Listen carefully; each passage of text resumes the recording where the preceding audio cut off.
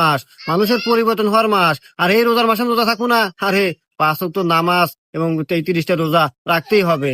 এটা আল্লাহর হুকুম, মানতেই হবে। তোরা তো রোজা আছো নাকি? আরে হ্যাঁ পাগল, রোজা থাকবো না? আল্লাহ এইরকম একটা রহমতের মাস দিছে আমাদের মাঝে।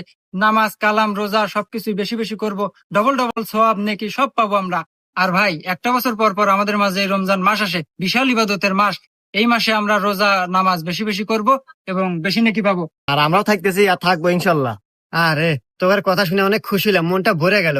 আমরা মুসলিম ঘরের সন্তান, আমাদের নামাজ রোজা করতেই হবে। আচ্ছা তোরা তো যা, তাহলে আমি একটু বাজার যাবো, তো ওই যে লেবু কিনতে নাকি।